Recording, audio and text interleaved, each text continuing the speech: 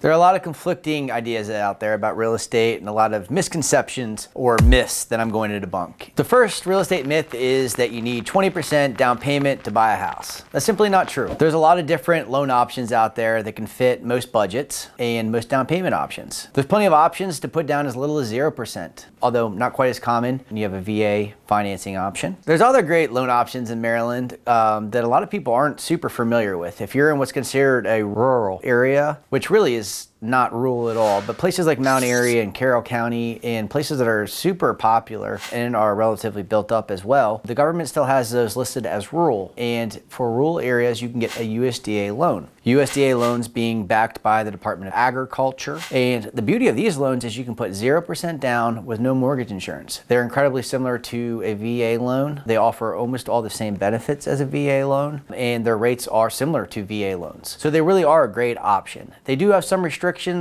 with them. Obviously, one being the property itself has to be USDA eligible. And then there are some restrictions to the buyer themselves as far as income levels and things of that nature, although they are pretty generous restrictions when it comes to who qualifies and who doesn't. In addition to a USDA loan, there is many state and local homeownership grants and affordability options that are out there for those that qualify. And if these options aren't available to you, there's FHA, where you can put down 3.5%, as well as conventional. Most people think that on conventional it's 20% down, but that's simply not true. There's many conventional options where you can put down as little as 3%. Now, once you put down lower down payments, sometimes you'll have a higher interest rate. You also typically have what's called mortgage insurance until you're at 78% loan to value. But those are kind of nuances that we can get into that you can talk to with your lender. But it is something important to know that you don't always have to have that 20% down payment to purchase a home. Myth number 2. Buying in the spring is the best time to buy. Well, that's not necessarily true at all. So a typical misconception is that buying in the spring is the best time to buy because there's more options out there. The spring market's when sellers want to sell, so that's when buyers should go want to buy because they'll have plenty to choose from. Unfortunately, especially in today's market, that's really just not necessarily the truth. Because we have such a shortage of inventory, but now we have the most buyers at that time of the year, what you're oftentimes going to find is that it isn't actually the best time to buy, that you'll have to be paying top dollar. You'll be in very competitive situations. So while you may have more options to choose from than you would in, let's say, November or December around the holidays, you often will be competing with many more people than you would in other times of the year. Ultimately, the best time to buy depends on your own circumstances. There are plenty of reasons why buying in the spring is very popular. A lot of people want to buy before the summer when they have vacations planned. A lot of people want to be into a home before the school year starts and settle down a little bit. So there are plenty of reasons why buying in the spring makes sense, but make sure that you're buying at a time that makes the most sense for you and your family. Myth number 3. The fall and the winter are bad times to sell. Again, this simply is not the case. Because many sellers want to sell their home on a planned basis in the spring, that's typically what's known as the best time of year to sell. What you're gonna see is more homes out there. So anytime there's more homes out there when you're selling your house, that means there's more supply. Anytime there's more supply and demand, that oftentimes is just going to create more competition. In some markets, not necessarily this market, in some markets, what you're going to see is because there's more competition, you may not see the prices or the interest or the demand for your property that you thought you would because you're competing with so many other properties. In today's market, in 2024, we're not really experiencing that. There is still a shortage of inventory. So quite honestly, whether you're selling in the spring, summer, fall, we've been experiencing such a shortage of inventory that all of them are very good markets. Selling in the fall and winter, you're typically going to be competing with less people. Many of the sellers that we're going to sell in that given year sold in the spring. So if you sell in the fall, you sell in the winter, you're going to be competing with less sellers. There may also be less buyers in the market, depending on any given market, but based on all the pent-up demand and all the buyers in the market currently, that certainly would not be the case. The analogy I like to use is if you've seen Forrest Gump, Lieutenant Dan, when all the other shrimp boats got hit by the storm or struck by lightning, and he was the only shrimp boat left. This reporter has learned,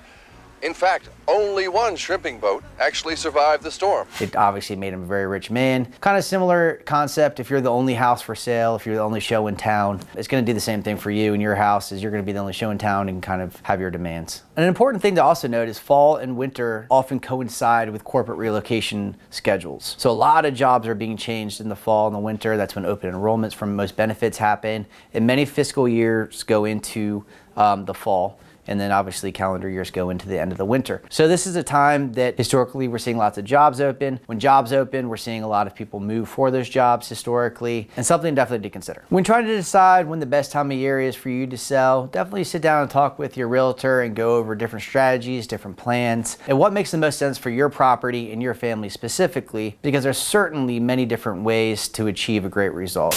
And a quick TV timeout. If you're in the market to buy or sell a home, or you just want to talk all things real estate, love to be that resource for you. Please feel free to reach out anytime. My phone number is 301-452-3245, and the rest of my information can be found below. Now back to the video. Number 4, you can save money by not using a realtor. False.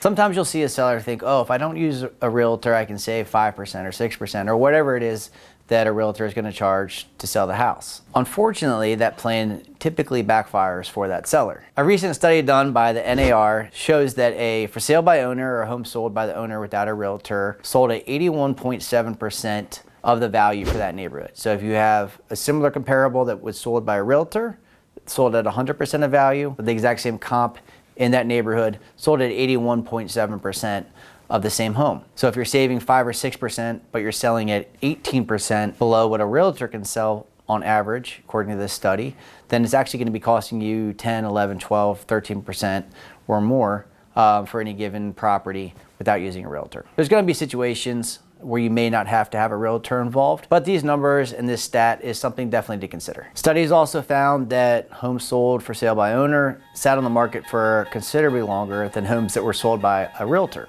Days on the market for sale by owner were nearly double that of homes that were sold by a real estate agent. And sometimes on the buying side, you'll see a buyer say, well, if I don't go and use a realtor, maybe what they were going to pay that realtor, they'll give back to me, which is certainly an unfortunate way of thinking in the sense that I see this backfire all too often. Let me give you an example. If a buyer is saying, okay, I want to go save 2.5% in their mind, and let's say, in keeping in mind, historically, that 2.5% commission or 3% commission or whatever it is that the seller is offering is being paid by the seller. So it's not actually costing you that money. You're not paying that money out of pocket, historically. We'll table that, and that's a whole nother discussion. But let's say you would have to pay that money. You would have to pay your own realtor to go and work for you and on your behalf. If you don't do that, what you're going to be doing is going up against a listing agent in the negotiation, in the contract writing, and in the entire process. So you're going to be going up against somebody that will probably have 100 or 200 or 300 transactions under their belt. So they've done this hundreds and hundreds of times, where they've negotiated hundreds of times, they've written contracts hundreds of times. They know all the nuances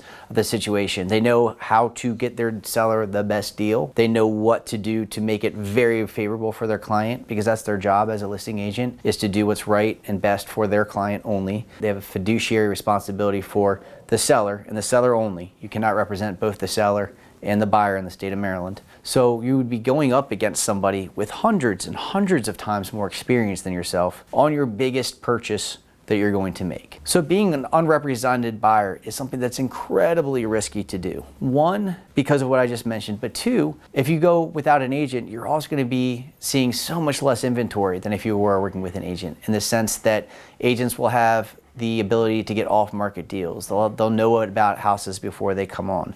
They'll be able to explain all the nuances of a neighborhood if you're not familiar with it, the way that they may be. I could go on and on about that part of this video, which I'm not going to do. But if you are curious about why you should use a buyer's agent, please see my video titled Why Use a Buyer's Agent. Number 5, putting money into your home always increases its value. While home improvements can certainly enhance the enjoyment that you have while living in your home, not all of them are going to give you the same return on investment as others. Here's a few examples for improvements that may not have the same return on investment as others. Number 1 would be over-personalized renovations. The renovations that are done to your taste and your specifications that may not appeal to that broad range of buyers when it comes time to sell that house. Man, you are one pathetic loser.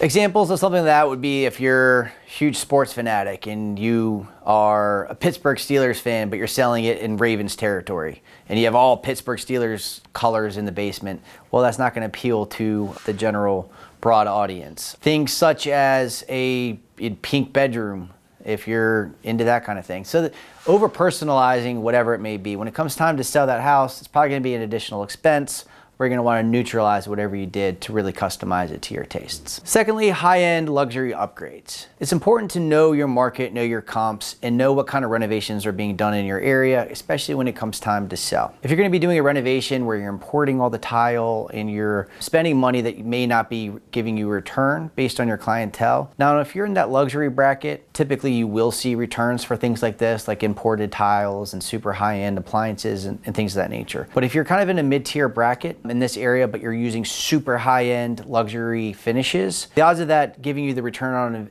on investment and it being appreciated the way that you hoped it would be are unlikely. So my advice would be make sure you renovate based on what's consistent with the neighborhood and stay kind of on budget so that you don't overspend and not get a return on investment there. I do have a video entitled 7 Current Trends on Renovating Your Home in case you have any more questions when it comes time to renovate. Third would be what we call invisible upgrades. These would be things like updating the electrical, plumbing, HVAC. While all incredibly important and sometimes necessary, you may not get dollar for dollar back on these upgrades. If you have a fully functional air conditioning machine and you want to take $8,000 or $10,000 to invest in your home when it comes time to sell, well, keeping that older but fully functional AC unit, taking that money and applying it towards a bathroom or a kitchen or things that people can see and touch is probably going to be money better spent as far as a return on investment. Another one that we see is DIY or shoddy workmanship. That kind of speaks for itself, but anytime that you're selling a home and the workmanship is pretty clearly not up to par, that's definitely going to hurt the home's value and be something that's likely going to come up on inspection, or if not an inspection, something that's going to probably turn buyers away when they're previewing that house. Next, something that we often see detract from value is conversion of essential spaces. And what I mean by that is, let's say you have a 4-bedroom house, but you wanted a bigger closet. So you take one of the bedrooms, then you make it into a closet. Well, you've taken a 4-bedroom home